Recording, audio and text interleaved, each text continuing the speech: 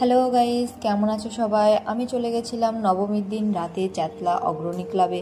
কলকাতার এই চেতলা অগ্রণী ক্লাবে আসার ইচ্ছা আমার অনেক দিন থেকেই ছিল। পুজোর বেশ কিছুদিন আগে থেকে আমি দেখছিলাম এখানকার থিমটা অনেক সুন্দর হয়েছে। যেমন যে জটা হয় সেই জটা আকৃতিতে তোমরা পুরোটাই ওই যে উপরে মোটা মোটা যে দড়ির মতন দেখছো এগুলো পুরোটাই জটা তৈরি করা হয়েছে। তারপরে অনেক যে রুদ্রাক্ষ হয় সেই রুদ্রাক্ষগুলোকে দিয়ে এই শিবলিঙ্গটা, ওই যে পেছনের যে পঞ্চমুখী নাগটা সেটা তৈরি করা হয়েছে।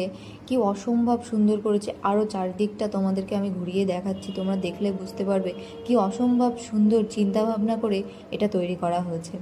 তো চলো আরও একটু ভেতরটা দিকে যাই। থিমটা আরও সুন্দর ছিল। সেখানে থিম করা হয়েছিল আমরা যে সমুদ্র মন্থনের নাম সবাই শুনেছি সেটার। তোমরা দেখলে বুঝতে পারবে চারিদিকে সমুদ্রের মতন তৈরি করা হয়েছে। একদিকে আছে অসুর আর একদিকে আছে দেবতাগণ।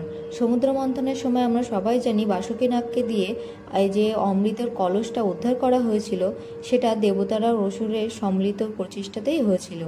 তো আমরা দেখতে পাচ্ছি সেই যে ঘূর্ণায়নের যে জায়গাটা, অমৃত ওঠার যে জায়গাটা, সেটাও কত সুন্দর করেছে। তো এবার আমরা চলে যাচ্ছি মা দুর্গাকে দেখতে। তো এখানকার মা দুর্গাটা যে কি অপরূপ সৌন্দর্যে সেজে উঠেছে তা তোমরা না দেখলে বিশ্বাস করবে না। তো মাকে দেখা হয়ে গেছে, তো এবার আমরা আসছি। সবাইকে টাটা, সকলে ভালো থাকবেন, সুস্থ থাকবেন।